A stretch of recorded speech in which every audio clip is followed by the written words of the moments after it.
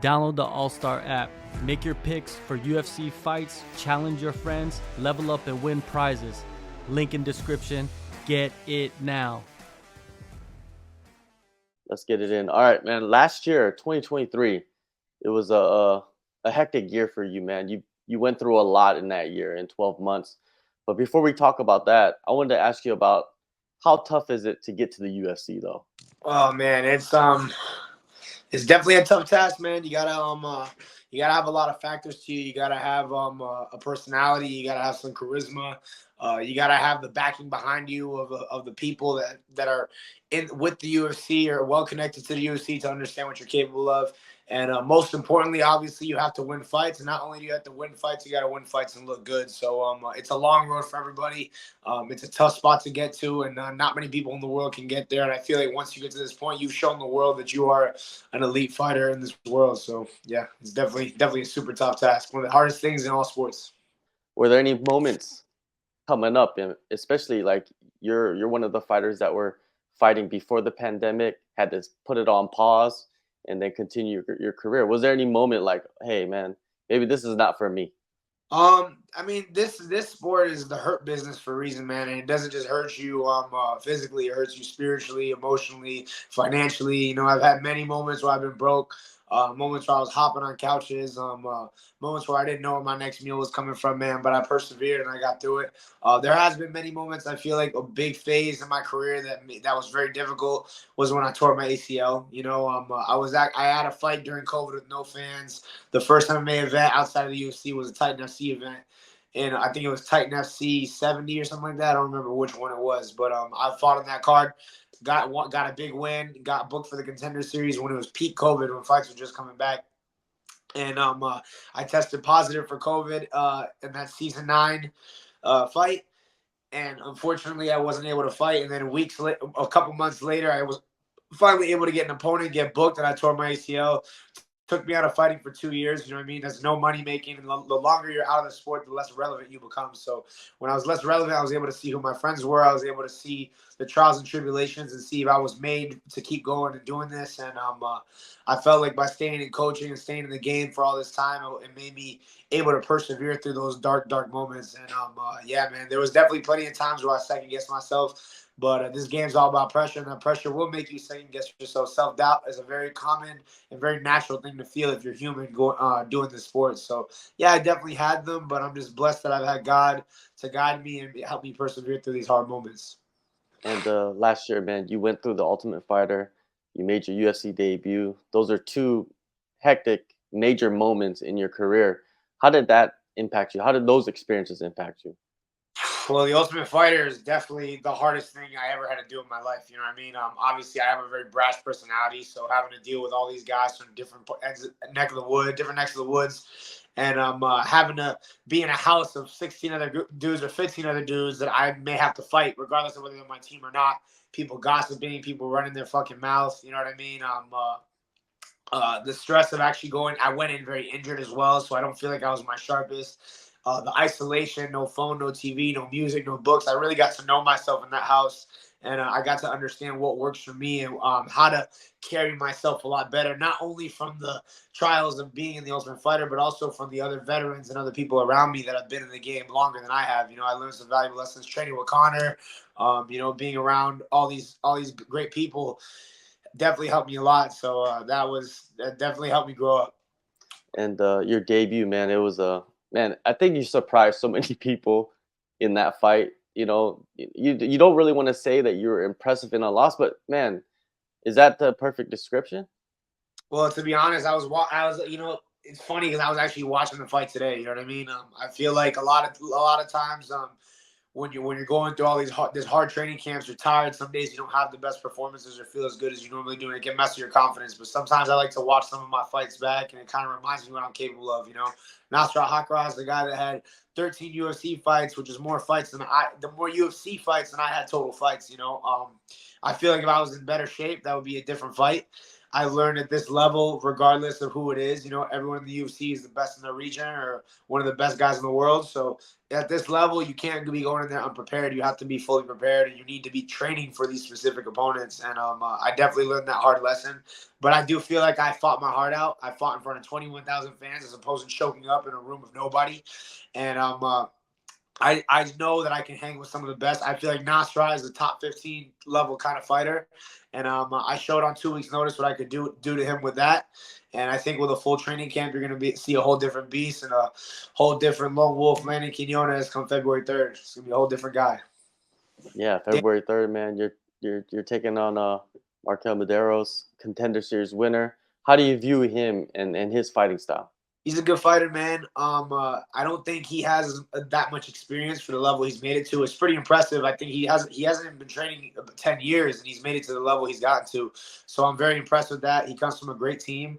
I know he has good striking. He's a fast dude, but in all reality, I think he's a good fighter, and he definitely belongs where he's at. But I don't think he's good enough to beat me. He hasn't fought anybody of the caliber that I have. He hasn't fought a guy at the caliber of me, and he hasn't been tested in fights and learned about himself the way I've learned about myself in these fights. He hasn't been dropped and had to overcome adversity. I know he's lost in his amateur fights and stuff. I've definitely looked him up in certain ways, and he's definitely had to come back from that, but he's never had to be the nail in the fight to where he's had to fall behind and come forward and face adversity like I have. So I know I'm battle tested. I know I've been under the bright lights. I know what I'm capable of, and I know I can fight anybody in the world, and I'm fully prepared. I've never really lost a fight on a full training camp, and hopefully the February 3rd, and God willing, will be no different. And when you prepare for an opponent, how far back do you watch tape? It's not really always just tape. It's just about seeing I look at records. I try to look back. I look at habits and tendencies and stuff like that. But to be real, I leave most of that to my coaches. I'd be lying if I told you I didn't go down the rabbit hole a few times. But I try not to look too much. I just focus on the task at hand. I'm worried more about myself. I'm worried about what Landon Quinones is going to do. I'm not worried about what Marquel Mederos is going to do. So I don't really go too far back or look too deep into it. But a few days in my camp, I'll definitely be looking into stuff. But that's not really my main focus. My main focus is myself. All right. And how was it returning to your original team after going to ATT and going to Sanford, which is all in basically the same area, the 305? Yeah, well, I mean, honestly, MMA Science Academy has always been my home team. I don't even want to call it my home team. It's my home gym. I was training at a small gym when I was 17 years old, and then eventually, after a year of training and 2 amateur fights, I ended up over there. It was originally American Top Team Sunrise, which was the first ATT ever outside of the main headquarters. So as an amateur, I came up over there. But when you become a big fish in a small pond, you got to find the bodies and the level of guys to challenge you and drill with and learn from. So I ended up going to American Top Team when I was about 20 years old at Coconut Creek with the headquarters, training with the pros. My first wrestling class there, actually, my partner was Brad Pickett. So I don't know if you know about One Punch, but the guy who fought Johnson, WC vet, UFC vet, coaches a lot of really good guys now in the UFC. Also, I trained with him. I was training over there at ATT. Eventually, I didn't like the vibe. I started going Hard Knocks 365, which was a team that stemmed from the Black Zillions, turned into Hard Knocks. It was 365, then eventually became Sanford MMA, and now you know it as Kill Cliff FC. So it was more about, my coach has always been the same from MMA Science Academy, but I did represent those teams when I was training over there. When I was training at Kill Cliff, I was a part of Kill Cliff. It's not nothing bad against them, you know what I mean? It's not like I had any falling outs or stuff. Kill Cliff was my team. They were great people. They're great coaches. They got a great room. I just feel like after the mistakes I made in The Ultimate Fighter and a few things that were going wrong in my life, I feel like I needed to do the small gym vibe. I needed to block out the noise. I needed to do a smaller vibe, have coaches more attentive to me, focus a lot more on the skills, get higher quality repetitions. And it's hard to do that when you're in a room of 75 fighters and only 3 coaches. You know what I'm saying? So I feel like in a smaller gym setting, I feel like I've improved and evolved a lot more. I feel like I'm held a lot more accountable. And I'm actually training a lot more than I did at Kill Cliff. You know what I mean? The practices over there were an hour long. Now I'm doing 1.5-hour sessions multiple times a day. I'm able to stay healthy a lot easier. I used to get sick a lot. Like, as far as my immune system from being overtrained, I feel like I've been able to keep a good balance where I've been able to stay healthy. I've been injury free, and I feel like I've made very, very consistent progress over this last year. And I feel like this is the vibe: keep the circle small, keep the noise out, and just keep moving forward. Was the move, back in the day, was it originally like were your coaches more open minded and saying like, hey, yeah, go out and train at these spots and and do your thing? Well, my head coach, Roger Crawl, is my head striking coach. He's been like a father figure to me. He's always been in my ear, whether it be about advice in the sport, whether it be advice in my life, my jobs, anything I've ever had to do in my life. I always go to him for like a second opinion on things. And he's never been against me training anywhere. Wherever you get quality work, you bring it to the house. And martial arts is about spreading knowledge. A lot of these gyms are like very against you training other places and stuff. I'm a guy who's into routine. I don't like to train at too many places. But I would do most of my practices at Kill Cliff, and then I would do my technical sessions with my coaches. You know what I mean? Like my jiu-jitsu drilling, my striking practices, things like that. But he's always been very open-minded. If I have something that can make me better, by all means, go do it. If I'm at the gym right now and like after this fight, I decide to take a trip to Thailand or go to another gym or another team in another state and go train there for a couple weeks and go learn something new. That's what martial arts is all about. You know what I mean? Growing the knowledge, growing yourself, because it's a never-ending journey. And every time you think that you got to figure it out, you always learn something about yourself, whether it be in the sport itself, whether it be about yourself as a person. It's a never-ending journey. So my coaches have always been very open-minded to that. Yeah, you're right, man. Every time you think you figured it out, there's always something there, man, for you to learn. Yeah, I had a buddy of mine the other day.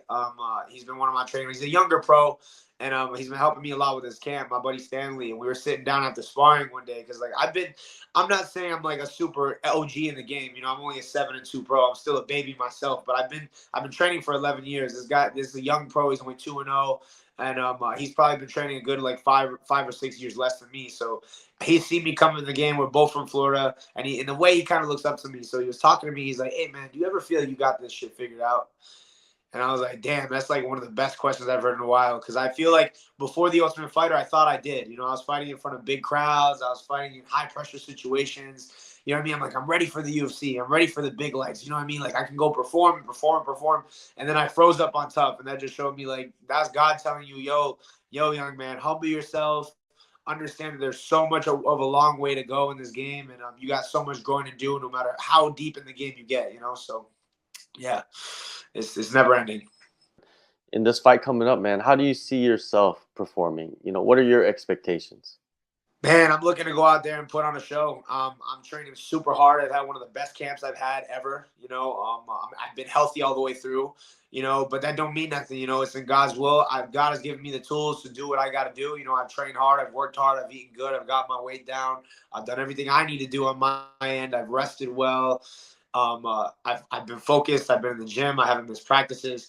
I see myself finishing Marquel. He's a tough ass dude. He's good. I'm not taking him lightly. I'm not looking past him, but I am looking through him. I think I can get him out of there in the second round, and I think that the pressure I'm going to put on him is going to be too much for him to handle. It's definitely going to be a fight. Whoever pulls away early is what's gonna dictate how this fight goes. And I think when it comes to that, you're not gonna out-heart me, you're not gonna out-push me, and I'm willing to die to go get it done. So I got a lot more to fight for than just myself. I'm trying to change my life, my family's life. I'm trying to get my coaches paid. I'm trying to make sure everyone around me and myself is taken care of, and I'm fighting to eat. So, come February 3rd, I'm coming to make a statement and show that I'm not just a guy that got signed to the UFC that's just here to get here and be done. I'm here to fucking stay here, and I'm here to be a contender and show that I'm a contender in this division. People should put a check mark next to this matchup, man. It's a crazy matchup. It's gonna be a fun fight to watch. USADA, they're out. DFSI is in. They're taking over the drug testing program. Have you had any interactions with them yet? Nah, man, it's kind of odd to me. I only got even tested twice by USADA. You know what I mean? I think they do it based on like your levels from the test, like where you were at is what makes them want to test you or whatever. I don't know what the deal is with that, but they tested me when I was in Australia at the fight. They tested me. They tested me before the fight, and then they tested me after the fight, and then they tested me one time when I was twice while I've been home.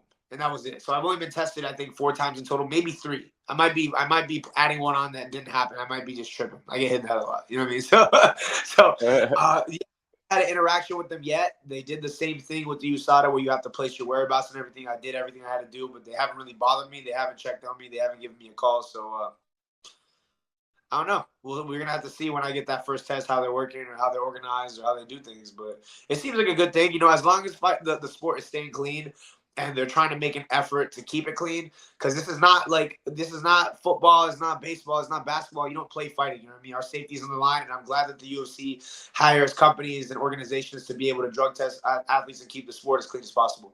Yeah, I think the two things that I think with this drug testing program is, like, number one, if something does pop up, they need to do a thorough investigation. So the person that is being accused of wrongdoing, they're really doing something wrong, right? Instead of just like hopping on. You know how nowadays it is, you're guilty until proven innocent. Yeah, for sure. The USADA definitely did that. I don't know what the difference with these guys will be, but I mean, honestly, like, I'd rather see guys guilty until proven innocent than have them keep fighting and still cheating and get caught later. You know what I mean? So in all reality, I get that. But I get what you're saying, you know what I mean? Because some guys are taking stuff and they don't really understand. They don't know it's banned, or like there's no intention or performance enhancing properties in what they're doing. And so I get it for those guys. But there are plenty of guys out there that are definitely on the bullshit and definitely doing stuff that they're not supposed to be doing and trying to just get away with it. So yeah, you're completely right. I didn't even think of it that way. That's why I asked the fighters, man. They know their perspective is way better than mine because I'm not fighting and I'm not getting tested. You had one fight for Bellator, man. Bellator, they just merged with PFL. Do you think that's good for the sport? Do you think that's going to be something that's going to be good for the fighters? absolutely, man. I think fighter pay is definitely an issue. The UFC does pay very well. Don't get it twisted. I'm not saying the UFC doesn't do their part, but the fact to see the wealth spreading and bigger shows coming up to be able to give fighters more opportunities is a great thing. You know what I mean? A lot of these guys fighting in the regionals aren't making anything until they're in the UFC or some sort of big organization. So to see more opportunities for fighters because it's not like there's one, because this is not a sport where there should be one dominant organization, especially when there's so many guys outside of the UFC that are so good. And records a lot of times don't always reflect skills of guys. You know what I mean? So if you're not like a 10-1 or a 10-0 guy and you can't get in the UFC and you love what you're doing, you're grinding every day, and you're not getting any opportunity to make money, but you gotta understand, like, we're putting our health on the line. People have families, people have things they need to take care of, and they're putting so much time into this and dedicating themselves. It's good that that Bellator and PFL are giving fighters these opportunities to change their lives, to change their families' lives, and to also get active. You know what I mean? The shows are limited now. You got LFA, you got CFFC, you got all these regional shows, but they don't have the financial backing to be able to pay fighters like the UFC does. You know?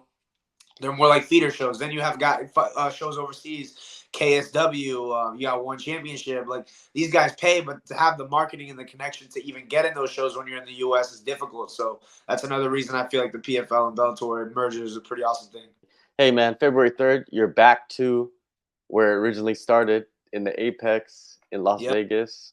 Man, it's going to be a great fight. Landon, thank you so much, man, for taking the time. And yeah, man, it seems like you made a lot of key alterations throughout the last year, and I'm excited to see what you can do, man. Hell yeah, man. I'm excited for you to watch it because I know at the Apex, this is my Apex redemption fight. You know what I mean? I've never performed well at the Apex, so now it's time to show that it don't fucking matter where the hell I'm performing. I know how to get myself fired up, and I'm gonna put on a show February 3rd for the fans, man. Watch, I can't wait. And not only for the fans, let me say first and foremost for my fucking self, man. I want this, and I'm so excited to fight. I'm so excited to perform. I've worked my ass off for this fight, and February 3rd can't come soon enough.